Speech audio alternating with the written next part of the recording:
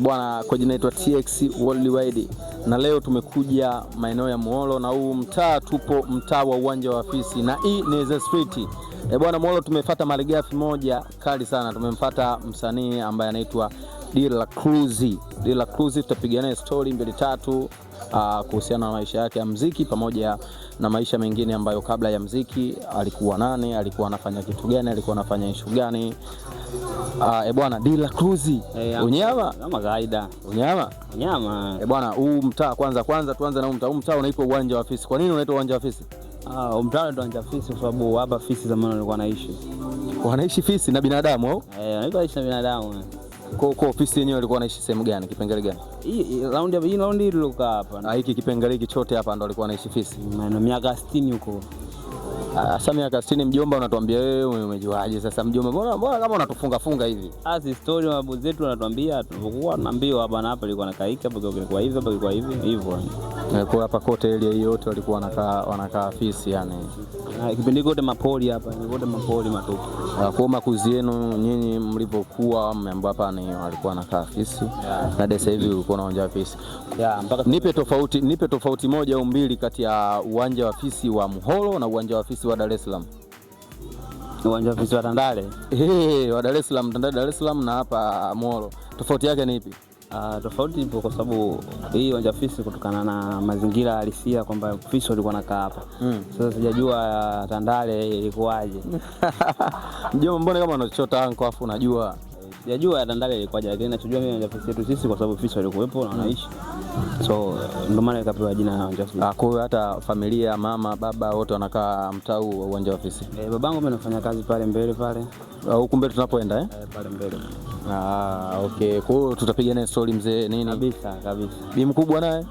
Sasa bi mkubwa anakaa upande wa pili, ukivuka daraja hapa mbele yake kule ndo anaishi mamangu mzazi.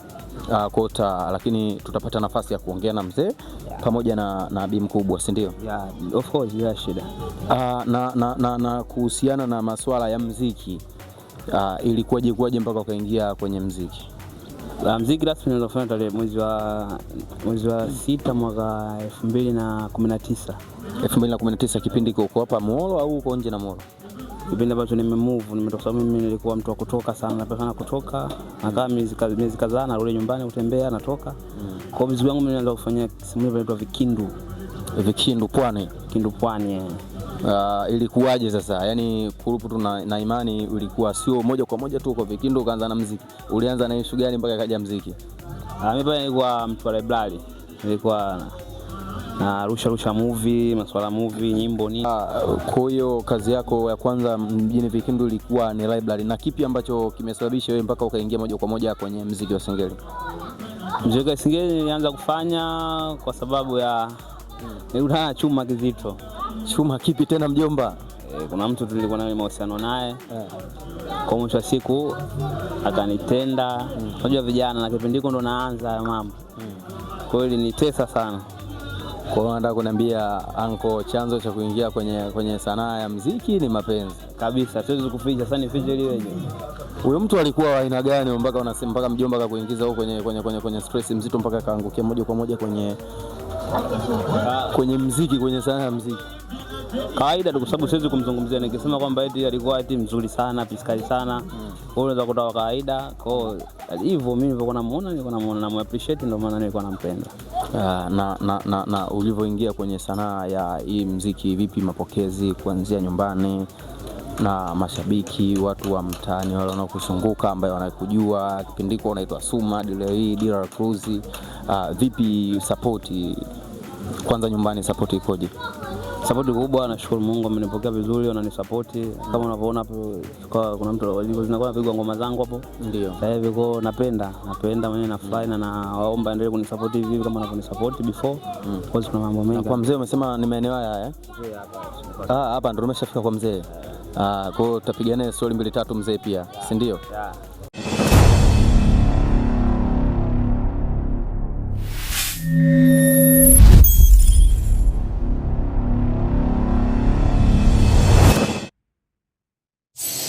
Tutaenda kupiga story na mzee wetu bwana, mzee wetu atupe maneno 2-3 kuanzia makuzi yake ya ndugu yetu Dilla Cruz hadi leo hii hapa amefikia kuheshimika huko mitandaoni, sema majukwaa makubwa nini na nini.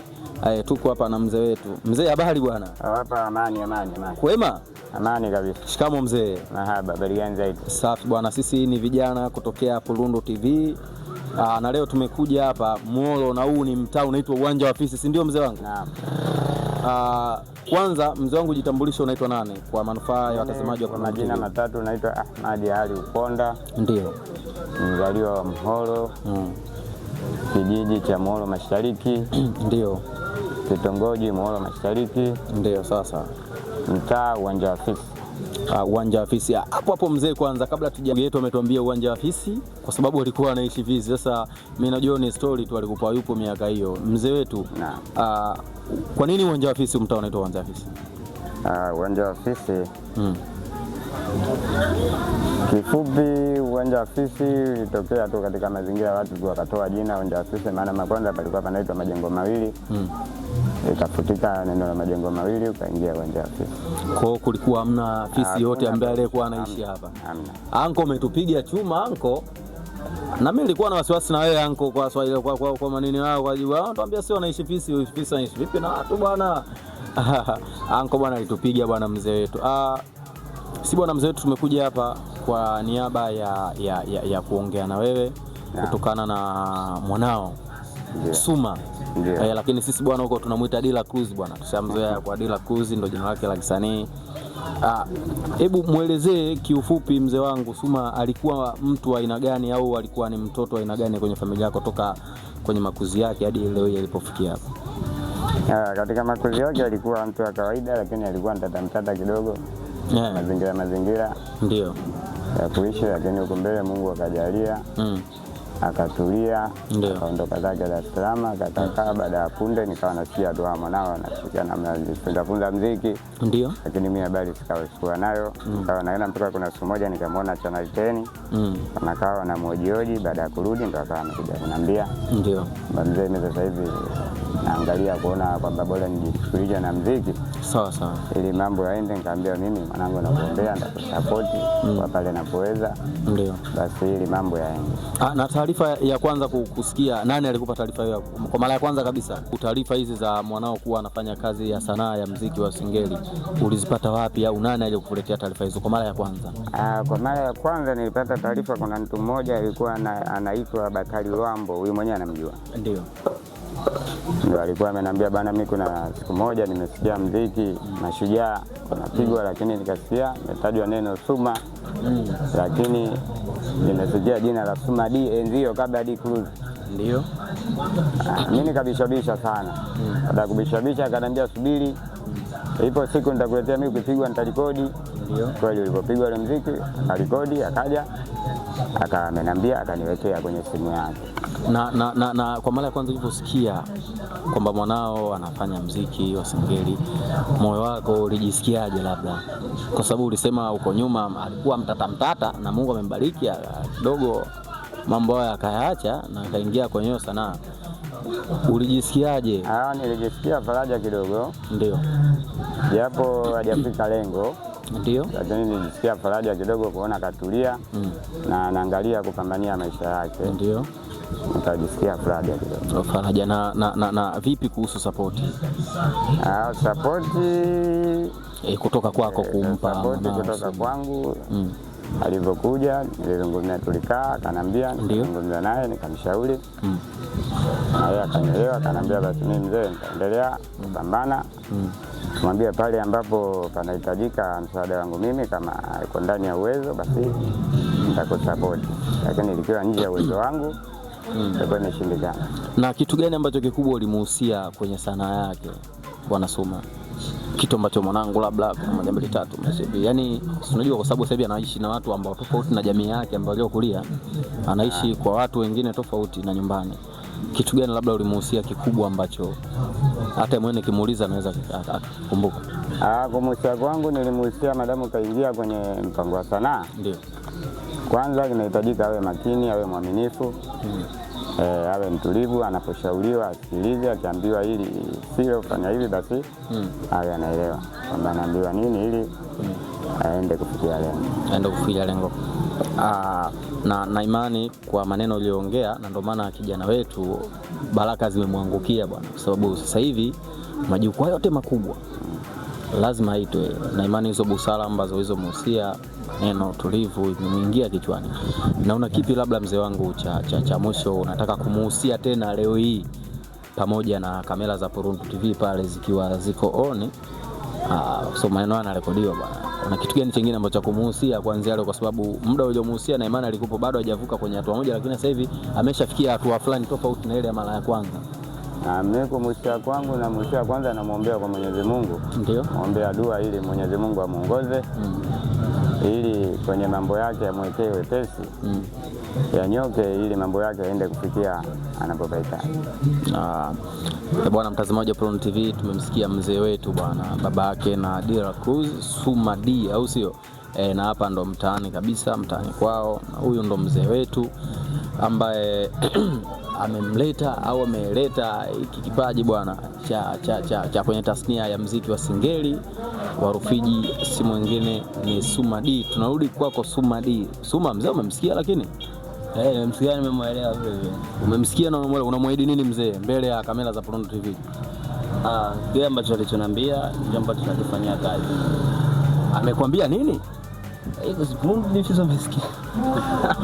Anko unazingua. Amekwambia nini? Kikubwa kama hivyo, amekuwa mwaminifu. Ndio. Maishi na watu vizuri. Kwa hiyo huwezi kufanikiwa pasipokuwa na watu nyuma. Huwezi kufanikiwa mwenyewe. Kwa lazima uwe kuna watu nyuma wanaokufuata, na watu hawezi kufuata bila kuishi nao vizuri. Kwa sasa mimi na improve kuishi vizuri na watu na kuwa mwaminifu ili ni succeed kitu ambacho nahitaji. Na unamwahidi nini mzee? Maana mzee ameshatoa baraka zote, na kitu kikubwa sisi vijana tunahitaji baraka kutoka kwao, sio chochote. Baraka ndio kitu kikubwa sana, kinaweza siku kusababishia tupate mambo mazuri, tupate maendeleo. Unamwahidi nini mzee wako au mzee wetu leo hii? Unamwahidi nini? Mimi nachomwahidi sitomwangusha kwa kile ambacho ananielekeza mara kadhaa au anachoniambia, na atavifanyia kazi, na naamini Mungu atajali. Ishara. Bwana, hii ni The Street, na hapa tuko Muholo, maeneo ya uwanja wa Fisi. Tuko na mzee wetu hapa, babake na Suma, kama tulivyoambia before. Bwana, slot sana. Ukihitaji viatu, sendro, ndala, viatu vya kike, vya kiume, fika pale Ikulili, maeneo ya Mnada, mtaa Mnada. Kuna duka limeandikwa Kiwelu Shop. Viatu vyote utavipata pale, vya kike, vya kiume, vya watoto, vya wakubwa. Bwana, shout sana. Nyuma ya kamera yuko Director G. Mzee, sisi bwana tunaomba tukushukuru na tukuache tuendelee na majukumu mengine. Na wewe Mungu akubariki kwenye kazi zako. Inshallah. Kupatia riziki kubwa. Amen. Kwa kuwa sisi vijana wako umetupa neema, umetupa baraka, na sisi bwana tunakuombea mzee wetu bwana. Haina taabu. Mambo yaweze kwenda vizuri kama Mungu alivyopanga. Sisi tunaendelea. Bwana mtazamaji wa Poruntu TV, nao tumetoka kwa mzee kabisa, kwa babake na Suma Dira Cruz, au sio? Nao hii safari tunaelekea ng'ambo kwa bibi mkubwa, au sio? Tunaenda kwa mama. Bwana, mama umesema anaishi wapi? Mama ukivuka daraja kule maeneo ya Sagalami kule, sio? Tunaelekea saizi kwa bibi mkubwa. Tumeshaongea na mzee, kwa tunaelekea kwa bibi mkubwa. Inshallah tunaelekea kwa bibi mkubwa. Bibi mkubwa taongea, ujue mzee naye alikuwa mnyama, mzee anaongea point, ujue. Mzee wa zamani yule. Yule old man ana tabu.